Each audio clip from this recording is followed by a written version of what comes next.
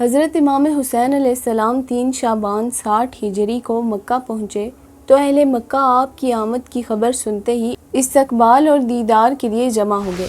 جب کوفہ میں یہ خبر پہنچی تو کوفیوں نے آپ علیہ السلام کو خطوط لکھنے شروع کر دیے۔ خطوط میں جو باتیں لکھی وہ یہ تھیں کہ ہمارا کوئی امام نہیں، آپ جلدی یہاں تشریف لائیں تاکہ ہم آپ کو اپنا امام بنا لیں، اور کہا کہ اگر آپ ہماری درخواست قبول نہ کریں گے تو رسول اللہ صلی اللہ علیہ وسلم کی بارگاہ میں کیا جواب دیں گے، کیونکہ ہم تو امام ابن رسول کی بیعت کے لیے تیار ہیں مگر امام بیعت لینے کے لیے راضی نہیں، اور یزید کے ظلم و ستم سے مجبور ہو کر ہمیں اس کی بیعت کرنا پڑی، اور اگر امام ہاتھ بڑھاتے تو ہم ان پر جانیں قربان کرنے کو تیار تھے۔ چنانچہ امام حسین علیہ السلام نے اپنے چچا زاد بھائی مسلم بن عقیل کو حالات کا جائزہ لینے کوفہ کی طرف روانہ کیا۔ کوفہ پہنچتے ہی آپ نے مختار بن عبیدہ ثقفی کے ہاں قیام کیا۔ امام مسلم بن عقیل کے کوفہ پہنچنے کی خبر آنن فانن تمام شہروں میں پھیل گئی اور لوگ جوک در جوک ملاقات و زیارت کے لیے حاضر ہوتے رہے،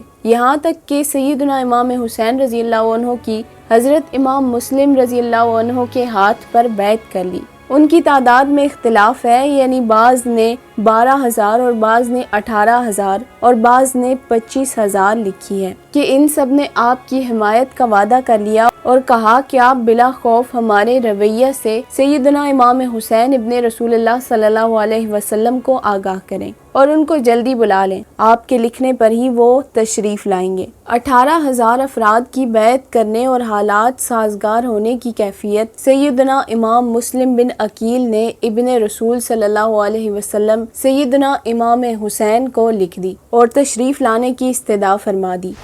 ادھر جب یزید کو یہ بات معلوم ہوئی تو اس نے عبید اللہ ابن زیاد کو کوفہ کا گورنر بنا کر کوفہ کی طرف روانہ کر دیا۔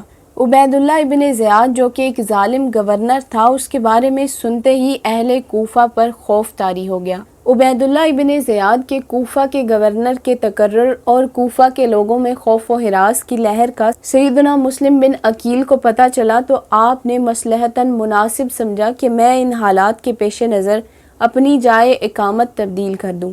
چنانچہ ویسے بھی اس اقامت گاہ مختار بن عبیدہ ثقفی کے ہاں کا سب کو علم تھا، اس لیے آپ نے اس جگہ کو تبدیل کیا اور نماز عشاء کے بعد ہانی بن عروہ کے گھر تشریف لے گئے۔ وہاں گورنر نے سیدنا امام مسلم بن عقیل کی تلاش شروع کر دی۔ گورنر کوفہ عبید اللہ ابن زیاد کو اپنے جاسوس کی زبانی سیدنا امام مسلم بن عقیل رضی اللہ عنہ کے متعلق یہ معلوم ہو چکا تھا کہ آپ ہانی بن عروہ کے گھر پر مقیم ہیں، چنانچہ ہانی بن عروہ کو گرفتار کر لیا گیا۔ اب چند سو آدمیوں کی تعداد سیدنا امام مسلم بن عقیل کے ہمراہ ہے اور آپ نے خیال کیا کہ اور تو لوگ ڈر اور لالچ کی خاطر چلے گئے ہیں، امید ہے کہ یہ نہیں جائیں گے، لیکن معلوم نہیں تھا کہ یہ بھی وقت آخر ساتھ چھوڑ دیں گے۔ اسی اثناء میں جب نماز مغرب کا وقت ہوا تو جامع مسجد انبیاء کوفہ میں آپ نماز کی ادائیگی کے لیے تشریف لے گئے اور یہ افراد جن کی تعداد 500 کے قریب تھی وہ بھی ساتھ رہے۔ جب اذان کے بعد جماعت کھڑی ہوئی اور امامت کے فرائض سیدنا امام مسلم بن عقیل ہی فرما رہے تھے تو سب آپ کے پیچھے کھڑے تھے، لیکن جب آپ نے سلام پھیرا تو دیکھا کہ پیچھے تو ایک بھی شخص موجود نہیں تھا۔ اس غربت میں سیدنا امام مسلم بن عقیل رضی اللہ عنہ جامع مسجد کوفہ سے باہر نکلے تو دیکھا کوئی میسر نہیں ہے۔ اسی بے بسی اور بے کسی کے عالم میں بنی کندہ کے قبیلے میں جا نکلے اور چلتے چلتے ایک عورت طوع نامی کے دروازے پر جا پہنچے۔ طوع عورت گھبرا کر کہنے لگی کہ اے اللہ کے بندے، ماجرا کیا ہے اور آپ کون شخص ہیں؟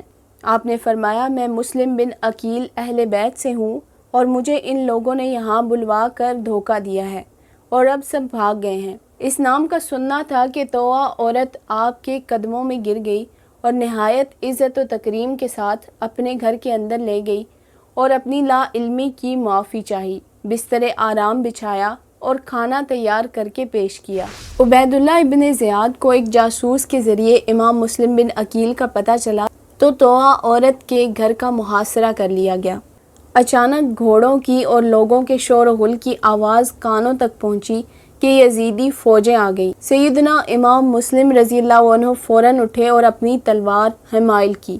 آپ باہر نکلنے لگے تو عورت نے کہا کہ آپ باہر نہ جائیں۔ آپ نے فرمایا مجھے اندیشہ ہے کہ ظالم مکان کو آگ نہ لگا دیں یا گرا نہ دیں، میں خود ہی ان کے سامنے چلا جاتا ہوں۔ یہ کہہ کر توآ کو فرمایا آخری سلام مسلم کا قبول ہو۔ امام مسلم بن عقیل گھر سے باہر تشریف لائے، یہاں تک کہ آپ نے اکیلے 41 یزیدیوں کو مار ڈالا۔ اس کے بعد ایک ظالم نے پیچھے سے اچانک اس قدر زور کا پتھر مارا جو کمر اقدس پر لگا اور گر گئے، اور زبان حال سے بے بس ہو کر فرمایا اے حسین، کیا اپنے بھائی مسلم کی آپ کو خبر ہے؟ کون ہے جو آپ کو خبر کرے کہ مجھ پر کیا ظلم ڈھائے جا رہے ہیں، اور کون ہے جو آپ کو اس سرزمین میں آنے سے روکے؟ اس کے بعد ظالموں نے خستہ بدن حالت میں لاچار دیکھ کر آپ کو پکڑ لیا۔